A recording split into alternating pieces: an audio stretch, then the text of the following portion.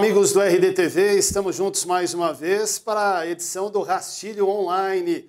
É um resumo das principais informações da coluna Bastidores da Política do jornal Repórter Diário. Você acompanha aqui, para você internauta, um resumo das informações, a participação dos profissionais que são os responsáveis pela elaboração desta coluna muito lida no Repórter Diário, e agora nós estamos iniciando esse trabalho novo, né, de colocar para você, internauta, um pouco desse trabalho, um pouco dessa questão política, vivendo o momento, a circunstância mais quente aí da eleição municipal. Estamos há praticamente 2 semanas, né, do voto para prefeito e para vereador no próximo dia 2 de outubro. Aqui está Carlos Carvalho, bom tê-lo aqui com a gente. Carlos, tudo bem? Tudo bem, Anderson, tudo bem, Thiago, tudo bem, internauta? Bem-vindo a mais um RDTV. É isso aí. Aqui está Tiago Oliveira também conversando conosco, vai trazer informações importantes. Oi, Tiago, tudo bem? Salve, Anderson, tudo bem? Tudo bem, Carlos? Um abraço para você, cara internauta.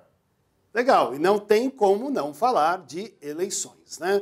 Vamos começar o nosso bate-papo aqui sobre uma semana que teve alguns momentos importantes e que tiveram a cobertura da reportagem do Repórter Diário. Vou começar com o Carlos falando em Diadema, né? Diadema, na FAD, a Faculdade de Diadema, não é isso, Exatamente. Carlos? Houve uma reunião com os candidatos, onde eles tiveram a oportunidade de apresentar suas propostas a um público formado basicamente por jovens, por alunos, né? Como é que foi esse momento? O público era jovens e professores, né? Os alunos e professores também, né? É a segunda edição desse encontro, que também ocorreu em 2012, que não é bem um debate. Os candidatos tinham a oportunidade de mostrar suas propostas em 6 áreas diferentes da cidade.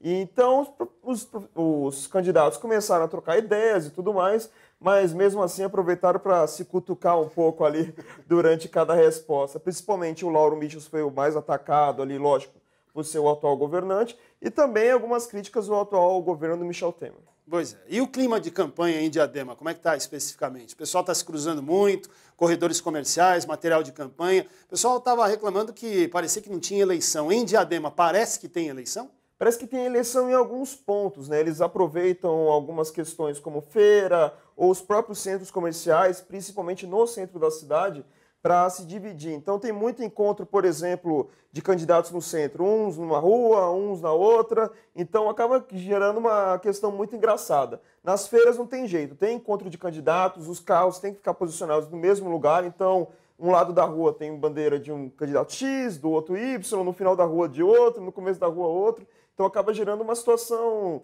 engraçada até, de certa forma, né? Mas é só nesses lugares. Nos dias normais dentro de bairros, a não ser que os candidatos passem por lá, não tem nada. Então, a eleição ainda está pegando no breu. Não sei se vai ser assim até o final do primeiro turno. Faltam 2 semanas, praticamente 15 dias aí de campanha, né? Provavelmente vão acelerar mais Deve acirrar um pouco mais, né? Para conseguir votos, mas está uma campanha muito diferente da que foi 2012. 2012, todo dia, toda hora, você esbarrava com alguma coisa de campanha. É isso. Ô, Tiago, você também acompanhou o encontro de candidatos em Santo André, promovido pela OAB. Como é que foi isso? Isso mesmo. A OAB de Santo André convidou todos os candidatos da cidade para apresentar suas propostas para os advogados. Quase todos estiveram presentes dos 7 prefeituráveis. Apenas o prefeito Carlos Grana não participou. Então, 6 candidatos estiveram lá. Foi uma apresentação rápida de cada um, cerca de 20 minutos ali, mais ou menos, sem perguntas, sem uma conversa com os advogados, apenas uma apresentação. E cada um dos candidatos de Santo André assinou um manifesto elaborado pela OAB com 10 compromissos por eleições limpas, né? Então foi um documento enviado aos candidatos com antecedência e todos eles assinaram. Eles participaram aí nesta última quinta-feira, apresentando suas propostas para os advogados de Santo André. Pois não. E importante também no caso de Santo André destacar que, inclusive, há uma reportagem, um assunto que tem sido destaque aqui na nossa programação, em todas as plataformas do Repórter Diário. Nós trouxemos, inclusive, aqui no RDTV, o superintendente da Sabesp, da unidade aqui da região do ABC, a questão da falta d'água, né? E nós tivemos um cuidado especial de ouvir cada um dos candidatos para saber quais as propostas deles, né? E esse é o tema que virou manchete no Repórter Diário, edição impressa, aliás, que chegou às mãos dos leitores nessa sexta-feira, né, Tiago? Isso mesmo. O principal destaque da edição impressa do jornal Repórter Diário, inclusive as respostas dos candidatos sobre esse assunto, vão estar disponíveis em breve também no RDTV. Nós filmamos, conversamos com cada um deles, que é um dos assuntos mais discutidos nesta eleição, né? Principalmente o pessoal do 2º subdistrito sofrendo aí com a falta d'água. Nós questionamos justamente qual seria a solução apontada por cada candidato para a falta d'água em Santo André e também a solução a respeito da dívida que a Sabesp cobra do Semasa. O que eu pude perceber no geral? Ainda faltam soluções objetivas e claras a respeito desses problemas. Está faltando realmente uma resposta adequada dos candidatos, dá a impressão que muitos deles ainda vão tomar pé da situação, caso, né, quem virá prefeito a partir de 1º de janeiro de 2017, mas faltam respostas mais efetivas e soluções concretas para resolver o problema. Mas é importante, por isso que a reportagem é fundamental, né, para as pessoas lerem, acompanharem e tirarem suas próprias conclusões, para saber se a resposta é uma resposta mais consistente ou se é uma resposta que foi dada apenas no discurso, né? Isso mesmo. E esse é o momento de cobrar, né, Anderson? É um momento muito especial para o eleitor, inclusive é o tema do nosso editorial também da edição impressa desta semana.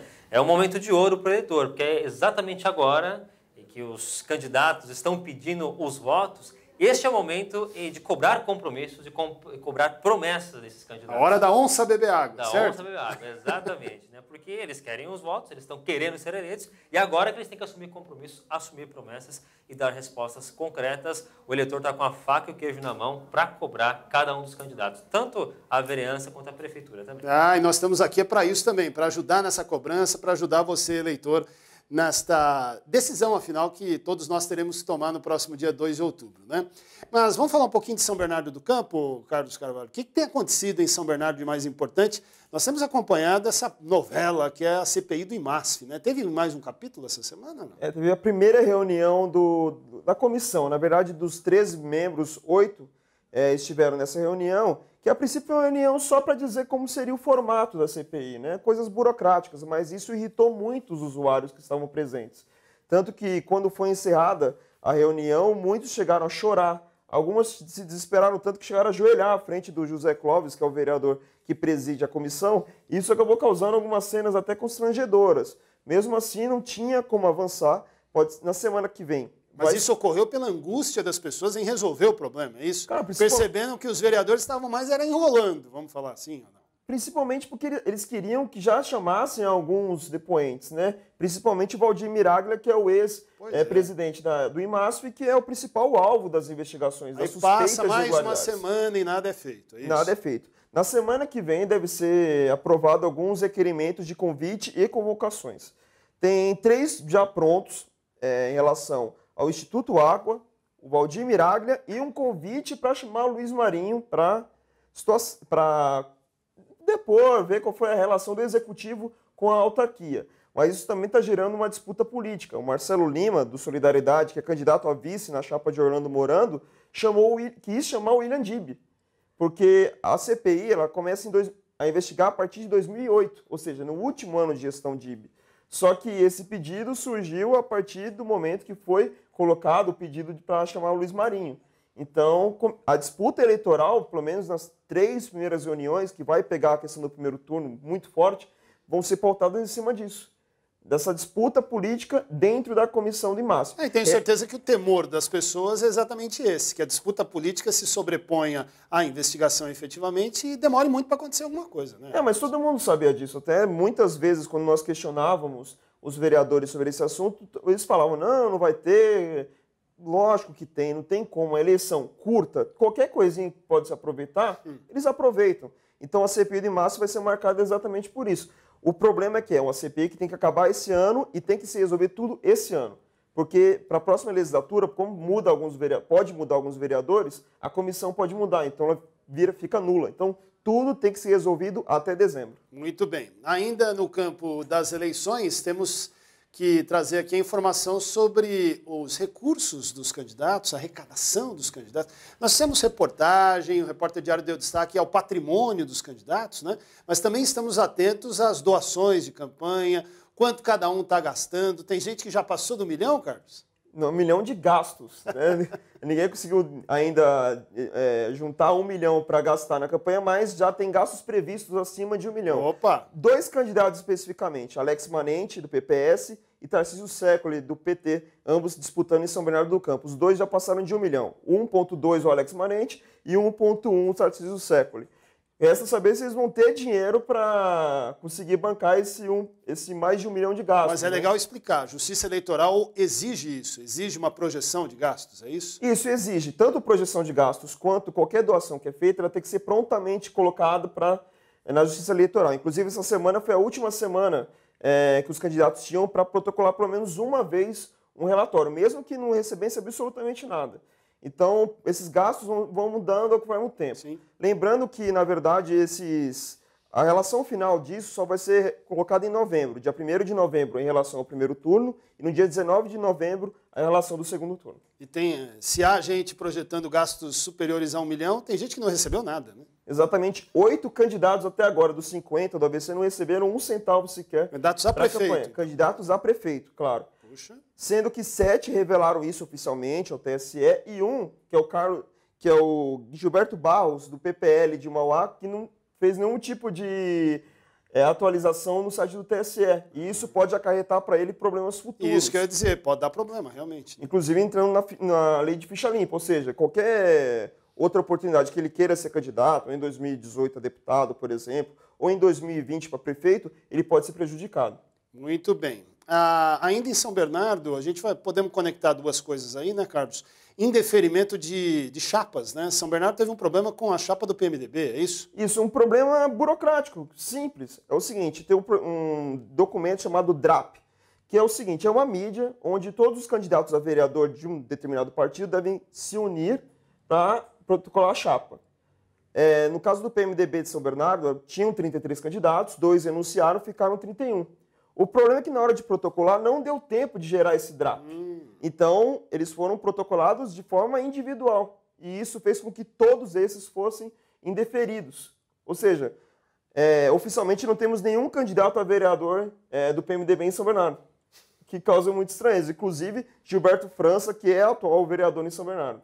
Então, segundo informações dele próprio, é um problema simples que pode ser resolvido, mas até o momento continua indeferido, todo o PMDB. Ainda no campo do indeferimento, São Caetano, né? Sidão do sindicato e toda a chapa do Solidariedade, é isso? Pois é, toda a chapa do Solidariedade e também com mais registros de indeferimentos no ABC, né? A gente teve esse caso de São Caetano, que chamou bastante atenção, mas a gente tem caso em Mauá também, temos caso em Santo André, de vereadores, né, nomes famosos, que podem não concorrer porque tiveram as candidaturas indeferidas. Citando, por exemplo, no caso de Mauá, o doutor Cincinato e doutora Sandra, né, Cincinato do PDT e doutora Sandra do PT do B, que tiveram as candidaturas indeferidas pela Justiça porque foram enquadrados na lei da ficha limpa. Mas dá tempo de serem julgadas antes do pleito?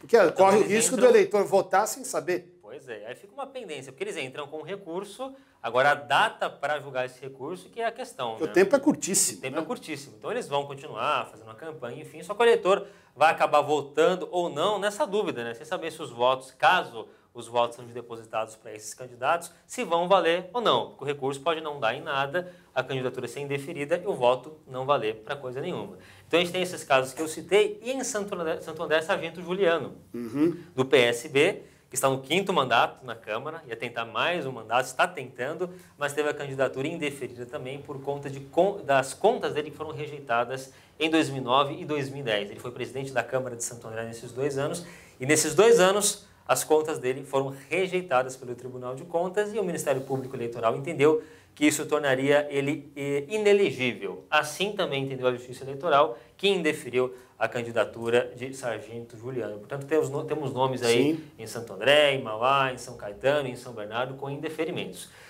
Também é importante ressaltar, a gente tinha citado aqui há algumas semanas, sobre as impugnações de alguns candidatos a prefeito de Santo André. Grana, Aidan, Paulinho, Ricardo Alvarez. Como funciona? O Ministério Público ele primeiro impugna a candidatura, depois o juiz eleitoral avalia e define, né, se a candidatura vai ser deferida ou indeferida. Muitas vezes a questão de alguma certidão, algum documento que falta, se o candidato resolve, ok. No caso de Santo André, tudo resolvido. Todos os 7 candidatos a prefeito tiveram as candidaturas deferidas, não tem ninguém barrado. Tá? Santo André, São Caetano, São Bernardo, Diadema e Rio Grande da Serra. Os candidatos a prefeito e a vice nessas cidades, todos sem exceção, com candidaturas deferidas. No caso de Mauá, Rogério Santana da Rede, Átila Jacomosso do PSB, ainda estão aguardando o julgamento porque eles fizeram uma mudança de vice de última hora. Os vices foram indeferidos. E aí, como tiveram que trocar, ainda vai demorar um pouquinho para ter o julgamento final, né? E ainda fechando aqui, Ribeirão Pires, 4 candidatos a prefeito também aguardam o julgamento. O Carlos Sacomani, do PSL, Rosana Figueiredo, da Rede, Kiko, do PSB e Renato Foresto, do PT, os restantes com as candidaturas deferidas em Ribeirão. Muito bem. Temos acompanhado os debates promovidos pela TV+, né? Já ocorreram os debates de Santo André, São Bernardo, São Caetano e Diadema. Esta semana o destaque para o debate de Mauá. O que você pode falar para os internautas que nos acompanham? Isso aí, na última terça-feira a TV+ realizou mais um debate, agora com os candidatos a prefeito de Mauá. 4 candidatos participaram, o prefeito Donizete Braga, Átila Jacomussi, Clóvis Volpe e Márcio Chaves. Foi um debate tranquilo, com uma ou outra alfinetada, mas nada de muito espetacular. Foi um debate de alto nível, eu considero até que equilibrado, né? Evidente que no dia seguinte já vários candidatos soltavam por Mauá aqueles jornaizinhos clássicos dizendo que cada um venceu o debate, né? Cada um fala que venceu. Mas, pelo que a gente pôde acompanhar, foi um debate equilibrado, não teve nenhum grande destaque, nem positivo nem negativo. Os 4 tiveram um debate de alto nível aí na última terça-feira. É isso aí. Mais algum destaque, Carlos? Não, só para completar em relação ao debate de Mauá, essa coisa do jornalzinho de quem venceu e quem não venceu, nas redes sociais, logo depois do debate, já tinha quem venceu e quem não venceu. Não é uma coisa que ficou restrita somente aos jornalzinhos entregues no dia seguinte. Ninguém vai falar que perdeu o debate. Claro, estava tudo pronto, estava tudo certinho. Eu venci o debate. É isso. Pronto. Coisa bem isenta, né? Bem modesta. Bem modesta. Eu venci o debate. Bem, tempo esgotado. Acabou.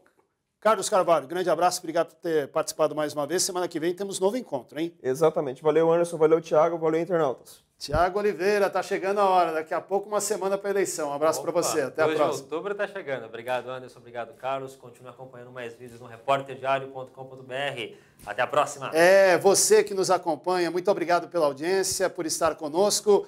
Rastilho Online. Você viu, né? O resumo das principais informações da coluna de bastidores da política do Repórter Diário. A gente conta com você na próxima edição. Grande abraço e até mais.